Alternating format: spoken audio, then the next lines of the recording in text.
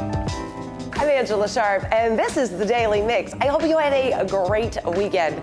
Now, if you're like me and kind of a last-minute Halloween person, don't worry. Next week's episode is going to be all for you. We go to Johnny Brock's and we try on all the costumes. I get to show you around the entire store so you can kind of see what they have there. That store, by the way, is huge. There are so many costumes to try on, so many things to look at. In fact, that chicken costume is part of the fun. So make sure you check out next week's show if you need some Halloween ideas. The woman, Mary Beth, over there at Johnny Brock's, she knows everything. She was coming up with really creative ideas using the costumes in their store. Now, I don't know if you can tell, but I get nervous for no one. I talk in front of 40,000 people all the time. I'm never nervous. I'm a little nervous today. My idol, Tim Ezell from Fox 2 News, is in the house. He is the guest today. He's going to talk all about his amazing career. If you didn't know this about me, I've always wanted to be him when I grew up. Now he's here watching me. It's going to be so much fun. So let's get started on the Daily Mix.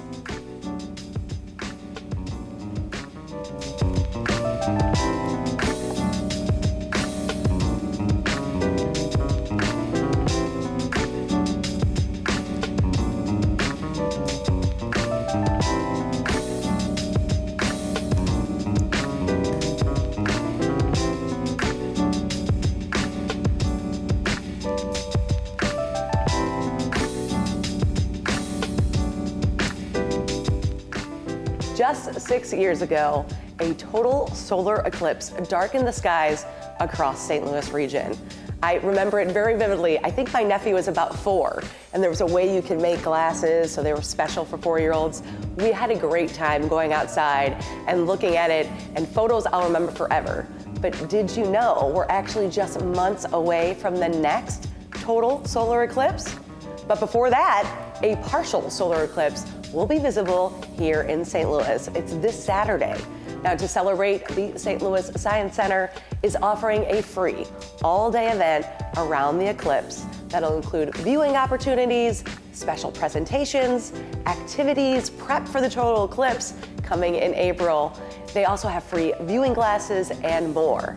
SciFest, the Great Outdoors and Eclipse Expo, will run from 9:30 to 4:30 this Saturday at the Science Center.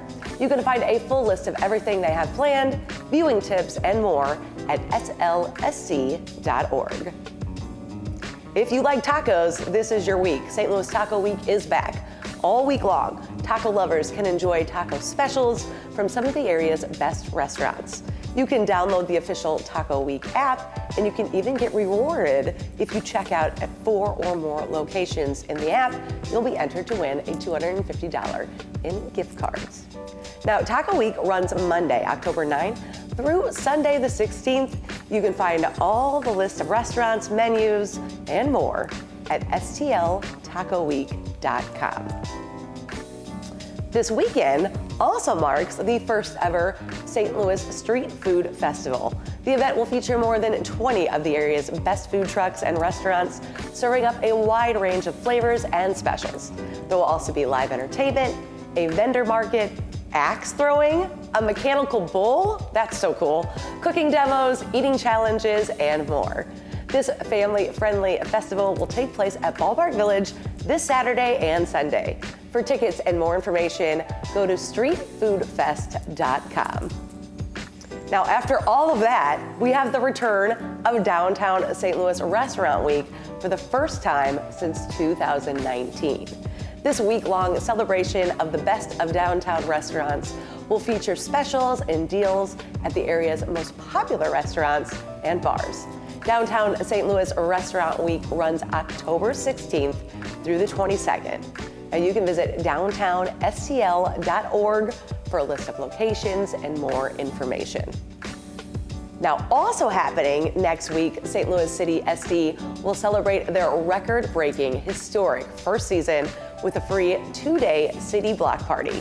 On Friday, pop singer-songwriter Ava Max will headline the event with a rock band, the Scarlet Opera, and local DJ Stacy kicking things off. Then on Saturday, St. Louis band Hazmat will lead the party ahead of the club's final regular season home game. Both events are free to attend. However, you will need a ticket for Friday night's festivities. That's all taking place next weekend, October 20th and the 21st. You can find all the details at stlcitysc.com.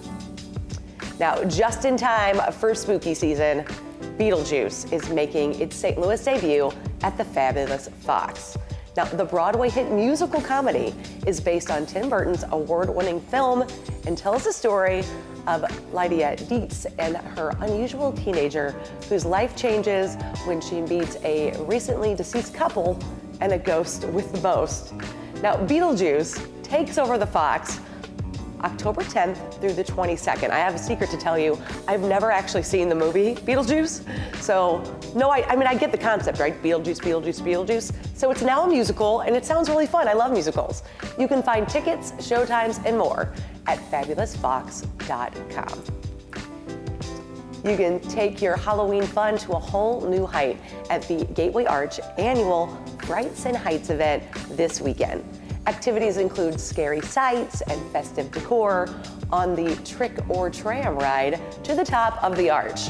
There's freaky face painting, balloon animals, creepy crafts and games, live music, ghost stories, a children's ticket for a free riverboat cruise, and more. By the way, how cute are these kids in all their costumes? This is all happening and it's free to attend. However, advance registration is required. Trick or Tram ride tickets are not included, but they are available for purchase. This festive event takes place this Saturday, October 14th from 6:30 to 10:30 p.m. You can learn more and make reservations at gatewayarch.com/Halloween. You know I'm already in the Halloween spirit. I love Halloween. And this Halloween, the horror video game series Five Nights at Freddy's is coming to the big screen. Now, I have no idea what this video game is about, but I saw this preview and I was thinking Chuck E. Cheese, Showbiz Pizza. I think anybody in that age demographic is gonna find this movie very interesting. So take a look at this.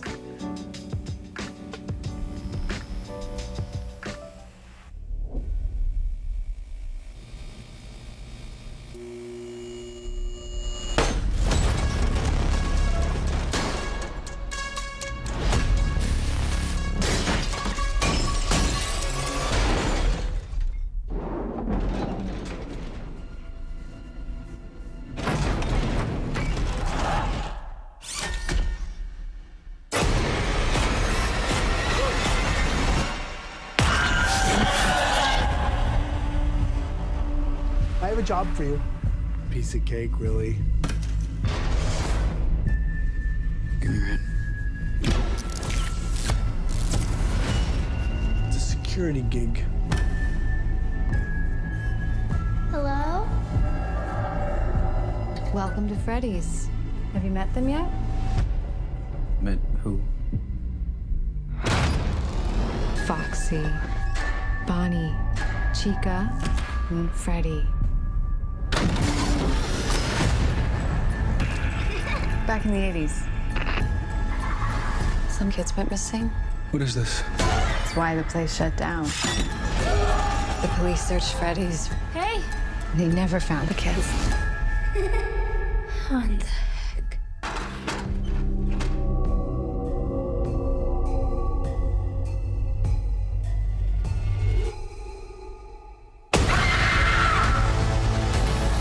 Ghost children possessing giant robots? Tell me how to stop them. You don't. It's too late. He's coming.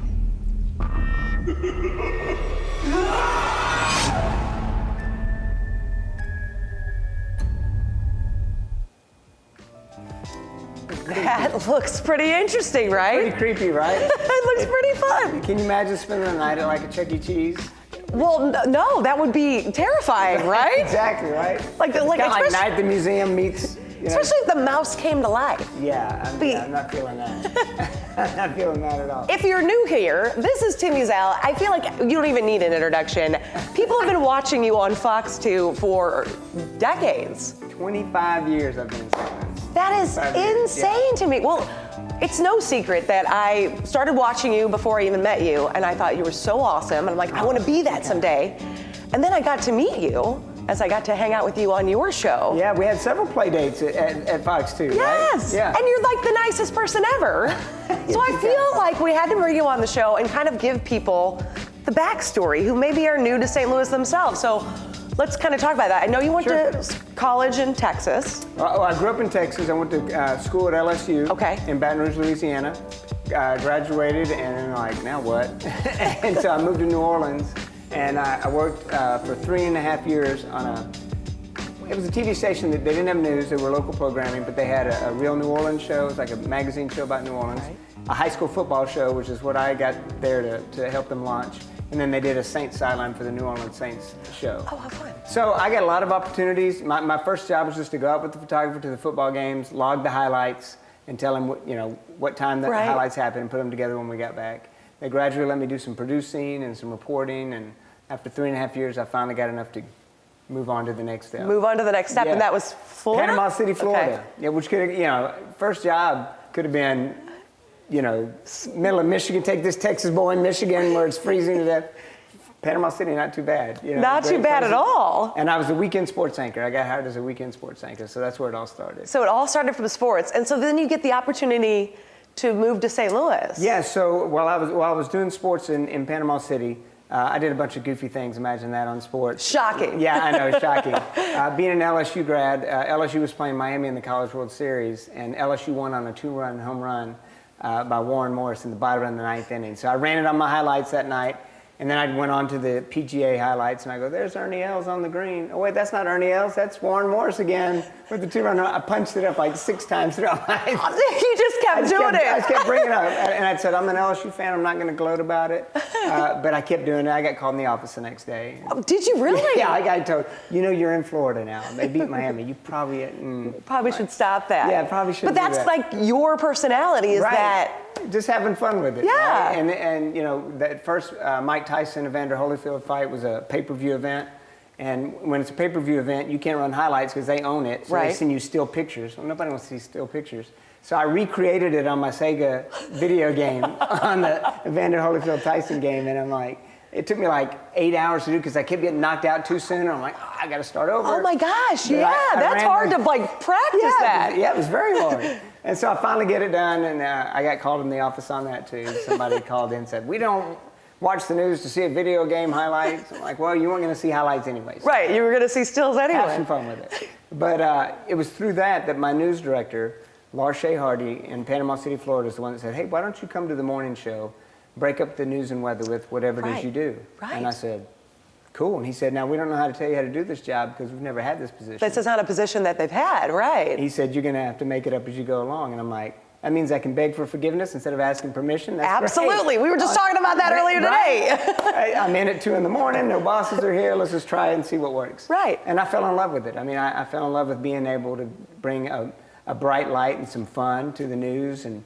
whatever bad news that happened overnight, we could come on and hey, let's have some fun. Let's show people that there is reason to pull the sheet off from over your head, get out of bed, and enjoy the day. Well, you bring the happy, and so you got to St. Louis, and you're bringing the happy here. Yeah, so once I fell in love with that position in Panama City, I said, I'm never going to hear about jobs like this. I got to find someone who's going to help me. So I sent my tape to as many agents as I could find, trying to get someone to represent me. And I got a rejection letter stack about that. Oh, I bet you did, yeah. People saying, not what we It's not what we need, yeah. Great energy, but best of luck to you. And then I had one, Betsy out of Washington, D.C. call me, and she said, you know what, I want to take a chance. I'm like, that's all I'm asking. Right. And she sent a tape to Fox 2 here in St. Louis, and I said, well, what did they think? She said, well, they thought it was different.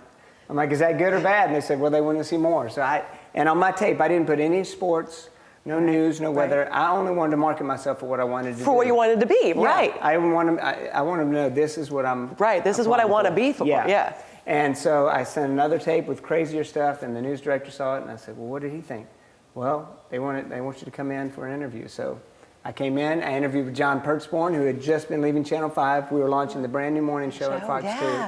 And so John Pertzborn interviewed me, and the news director and the general manager, and it was a fit. And so my wife and I, Kim, we got married June 20th of 98 and started here July 20th of 98. Holy cow, talk about getting married and you're moving. Brand new adventure. Brand new adventure together.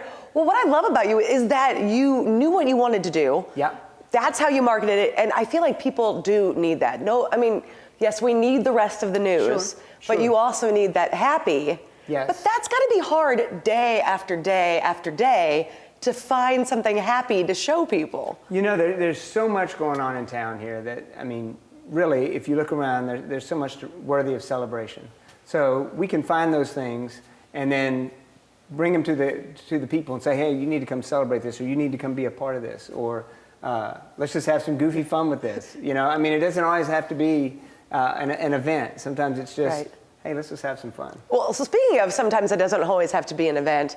I know that when I worked for the St. Louis Blues, you had me on there and we climbed onto your roof and Yeah. we threw printers because the team that we were playing owned the printer company. We were throwing their printers Yes. off the roof onto a target.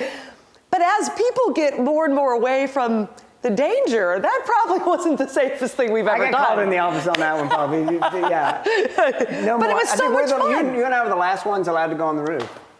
I So- feel so honored. Yeah, I know. It was just us. Just us on the roof. Yeah, that's it. So yeah, we kind of pushed the envelope a few times. For sure. I rode a bull. I was at going the to say that. station. When I was talking about the bull, I remember watching you ride the bull and I was so jealous. Yeah. But was it a little terrifying? Yeah. So there's some backstory there. So years before, I'd been at World Toughest Rodeo that was in Enterprise Center, and they said, we got a bull you can ride. And I'm like, all right. We got to draw the line somewhere. They're like, no, this bull is tame. It's been bottle fed since it was a calf. It'll be poses for picture. fine. It's great. And it's a huge bull. So I get on it and I do my tease. I'm like, coming up, I'm going to ride this bull. And my pager, back in the day, pagers. Oh, yeah, okay. Going off, and I have to call back, and it's my executive producer saying, I don't think this is a good idea. And I'm like, it's okay. I grew up in Texas. I got this. I know. I grew up in Texas. That means anything, right? Stay up on bull riding. So I get on that bull, they open the gate, and sure enough, it comes out. It's docile as all get out. Right. So fast forward about 15 years, there's this guy in Missouri who's the top rodeo guy in the state. And he says, I said, we'd love to have you come on the show. And he goes, great, I got a bull you can ride. And I'm like, oh, I've been there before. Perfect. I know how to do this. So we're doing the 9 a.m. show, and so I only have like 2 minutes from going from baking cookies in the kitchen to riding the bull. So I'm running out there, I'm like, everybody mic'd up? Okay, anything I need to know? Just put your hand in here, we'll tighten up. Okay, I'm good. And so they swing the gate open, and immediately I know, this is not the same bull. So you're not the same kind of bull. This is different. So it starts to go, and now I can't get my arm out. I'm tied in so tight. So I finally give one good pull, and right when I do, the bull swings this way, and I go face first into the metal fence. Oh! Bam! And the news director, obviously watching this in horror, and I run up, jump out of the gate. I maybe had like a 2.5 second ride. Didn't get my full 8 seconds. Right, didn't get your full 8 seconds. So I didn't really succeed at that. But yeah, the news director called our producer on the 9 a.m. show and said, do you know Tim is riding a bull? And she goes, I told you we were bringing in a bull. And she goes, you didn't tell me Tim was going to ride it. And she goes, what did you think he was going to do? What did you think he was going to do with that? So yeah, that was my second of 2 workman comp claims that I've had at Frights. The other was I broke my nose swimming into a swimming pool wall at the Aquaport in Maryland. Wait, you broke your nose at a pool? That seems rather... Yeah. There's 2 ways of looking at it. So, you know that funnel slide where you Right. run and you drop out? Right. I looked up and I saw what I thought were the steps, and I took one stroke and I went, Oh, ouch, right into it. so 2 ways you can look at that. One, I'm either really fragile, Right. or if I generated enough force with one stroke to break my nose, I should probably miss my calling as an Olympic swimmer. I was going to say, you missed your calling completely. Totally, that's how I choose to look at it. I feel like that's how you should look at it. Come Well, on. bull riding and breaking your nose, are those kind of on the list of the, craziest things you've done? Yeah, I mean, we went up in a balloon, hot air balloon. I've been up in a hot air balloon. That's so fun. Did you jump out or something? You did something better. We tried to go around. We tried to do, like, you remember the Steve Fawcett was doing his around the world flight. When he did that, we tried to do a crossover from Missouri to Illinois. Okay, and the balloon took you a different way? We actually started in Illinois, which blew everything out of the water. It totally blew our plan. And we landed in Illinois, so we never made it across the water. Well, that's okay. We tried. You tried. You know, we made it a few miles. And this morning, I just watched you were at Grant's Farm. Yep, Grant's Farm, all the goats there, that's always an adventure. Well, yes, because I'll come and get you. Yes. And the cool thing is at Fox 2, like the engineering staff, if I come to them and say, hey, we want to try this, they never said no. They always would say, That is amazing, let's see if we actually. can do it. Let's figure it out, which was always awesome. So we were always wanting to try anything twice. Always try everything. Well, you've got the Tim's Travels that you were doing, where you're going out to all these different locations and kind of checking out different things, kind of keeping that kind of fresh and exciting. Sure. Was there one of those places that you've been that you're like, oh, that was the best one? You know, people always say, what's your favorite show? I always say the next one. Oh, I love that. Because you're always trying to see what you can do next. What you can do next. Yeah, like what's the next day going to bring? Never stop trying to outdo yourself, right? I love that. You know? And the fact that you've got, like I said, I used to watch before I met you, and I was like, oh, I want to be that. And then I met you. You were the nicest. And then you're like, I don't want to be that at all. I did. I said I want to be that still, but you're the nicest human. Oh, you're too kind. Everyone I've ever met who's met you also has a wonderful story about how you're the nicest person. So I feel like we got to touch on the fact that there's a ministry little hiatus you took. Absolutely. So when I was working the morning show at Fox 2, early morning, I'm driving to work, and I usually did my meditation time in the car because I had 3 small kids at home. That's about the only time I had for meditation. And one morning I was driving to Fox 2, and it was as if God was sitting in the passenger seat right next to me, and he said, all right, Tim, you've been the spokesperson for everyone and everything else in St. Louis. It's my turn now. And I said, okay. And I called my wife when I got to work, and she says, I knew this day was coming. I'm like, I wish you'd have told me. Right, like you could have shared. Could have warned me on that. Because my father's a pastor. Right. I never saw me going down that road. But at that moment, I knew that that's what I was called to do. So I started interviewing at seminaries. I ended up at Covenant Seminary here in St. Louis. So I was going to school doing seminary while working at Fox 2. Fox 2. So I'd finish the morning show, and I'd race over to Covenant, take a class, and race back to work, and then race back. So it took me, a few years to finish just because I was part-time. But in that interim, while I was in seminary, in 2013, I planted a church for the Journey South County. Right. And I pastored the church and did Fox 2 for a year, which was crazy. That's a lot of time. Oh my gosh, that was nuts. And then in 2014, I left Fox 2 and went full-time with the church. And I did that for 2 years, pastored that church. And then in 2016, Virginia Kerr, who was, she likes to say, the Tim Ezell at Channel 4. Right, okay. We had been competitors for years, but we'd talk when we'd see each other on live shots, that's about it. But 2 years previous, she had been on me about wanting to start this show called The Thread. And she said, I know you're the guy to do it. You're supposed to do it. Right, this is yours. And I'm like, I'm in school right now. I don't have time. I'm doing that. And Fox 2. And then when I left Fox 2 to go to the church, she's like, all right, now's the time. I'm like, I'm just still launching the church. I'm still working at Fox 2.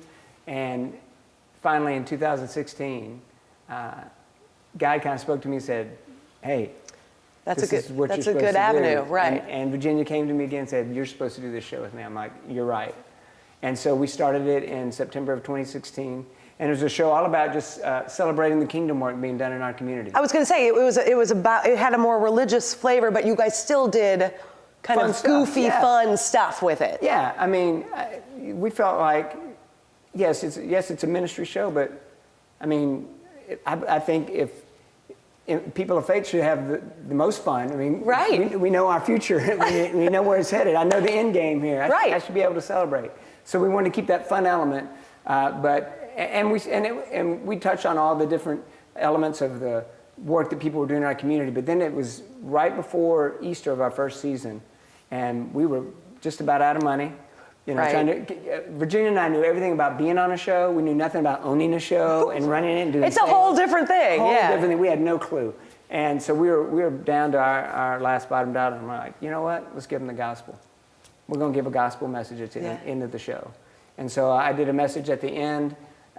We said, if that's the last one we do, then we're good with that. We're fine, right. And so I come into work the next day at the production company where we shot the show, and there's this check on my desk from an organization we had never met before. They don't receive applications for anything. Oh my gosh. And it was a $5,000 check. They saw your message. And said, we want to invest in this. Oh, I got chills. And I was like, and it was almost as if God said, you just keep the pedal to the metal, I'll put the track. Right. I'll keep putting the track, you just keep moving forward. And so Virginia did it for about another year, and then she had to get home and reinvest in her family, and I ran with it for another 3 years. And it got to the point where, man, we were the healthiest we'd ever been. The show was moving and grooving. We were being blessed through it. The community was being blessed through it. We were getting great feedback, and it just felt like God was saying I need to lay it down. I was really exhausted. For sure. And I thought it was just from running in 2 lanes for so long. You know, for 10 years, I've been either doing school and seminary or the church. Or coming back and doing it all, right. Yeah, and I came back in 2018. Right in a bowl. Right, exactly. and I had returned. I went back to Fox 2 in 2018, so I had the resources to keep the ministry going. And you brought that word, your little gospel word, to Fox 2 that sometimes airs a little bit later. Well, that came a little bit later. So when we laid down the thread, I found out that it wasn't just running in 2 lanes that I was fatigued with. I was diagnosed with Parkinson's disease. And so that was 2 years ago. And that explained a lot. That was kind of an answered prayer because my family, I knew something was up, right. But I didn't know what it was. My main symptoms were lack of balance, slow motion movement, rigidity, and fatigue. And the fatigue was what was really wearing on me. What was wearing on you? So I was back at Fox 2 then, so now I was just doing Fox 2. But when the pandemic hit, they came to me, Fox 2 came to me and said, we need an encouraging word. Our people need to hear some hope. And I said, great. They said, would you be willing to do this? And we're going to run it at the end of our 5 o'clock newscast. And I said, absolutely. And that started, 2020. Right. And I'm still doing it every day to this day. And I'm so thankful for that opportunity. It's almost like God gave me another ministry. Another way, to get through. Yeah, because when I laid that one down, I was like, I love doing that show. I love the thread. I mean, it was just it was a combination of both ministry and my passion for television. And the fun, right? It all came. And it all came together for you. Together. Well, I wasn't going to bring it up, but you brought up the Parkinson's. I feel like you are doing, at least publicly, such a great job looking at the bright side of all of this. So how are you? Is that just the faith that is able to help you with that? I mean, I know this didn't catch God by surprise. He saw it coming. It may surprise me, but he knew it was coming, right? And I've been blessed, man. If it all ended for me tomorrow, I'd be so thankful for the journey, right? Right. But I also know that he's still using us day by day, and Parkinson's disease, there's no cure, and it's progressive, so which means it will get worse. Nobody knows at what rate. But I looked at that and I said, well, that means that each day is my best day. So if it's progressive, this is my best day. And so I need to celebrate it and enjoy it the best I can. Because then if I'm given another day, then that day is my best day. Right. Every day is your best day. Every day is my best day. So I got to make the most of it. And, You're definitely making the most of it. You've got a loving family. You've got 3 kids, almost all in the adult range. All growing up on me really fast. And they've all been here their entire lives, St. Louis. This is all they've known. My wife was, when we had our children, she's like, being a native Texan, she goes, I can't believe all our kids were born in Missouri. I'm like, yeah, it's true. But they've been super supportive. And, I owe it all to my Lord and Savior, Jesus Christ, who saved me and instilled that in me, and my future is certain, and I can go forward each day and know this is my best day and try to pour into other people. And that's the deal, man. That's right. is trying to pour into other people. And one of the blessings of my jobs on Fox 2 is I get to go somewhere different every day. Every single day. You get to go do something fun and different. Which means I meet new people every day. Every single day. And there's commercial breaks when I'm not on. And what are we doing at that time? I get to hear their stories. Hear their stories and talk to them and be... Yeah. Well, I know that everybody already knows where you are, but let's tell people where they can find you, where they can watch you, where they can keep up with what's going on with you. Absolutely. So we start at Fox 2 News in the morning. I'm usually on about 6:45 for a live hit, 7:15 or so, 7:25. And then I'm racing back to the station to host the 9 a.m. show from 9 to 10. And sometimes I'm filling in for Chelsea on the noon show. I mean, you never know where we're going to pop up. And then the inspirational messages usually air at the end of the 5 o'clock newscast. 5 o'clock newscast. And I mean, like I mentioned at the beginning, it's awesome to have my idol on my show. I feel so I get to come important. play date on your show. This is so cool. Well, we didn't play though. I'm gonna have to have you come back, and we're gonna have to do something insane together. I'm up. You know, I'm up for that. I know you're up for that. I'm Hey, game. can we get on the roof and throw stuff off? Because that's what he likes to do. I'm off limits at my roof now. You're off limits at your roof. Yeah, I we'll need play a on new our roof. roof. Tim, thank you so much for joining me Thank today. you for have no having me. idea how honored I am. After you check out Tim, make sure you follow us on Facebook, Instagram, what they're calling X now, YouTube. You can always drop us a line at stltv.net. We want to hear from you. That's going to do it for the Daily Mix, but keep it right here on STL TV and Experience St. Louis. I'll see you next time.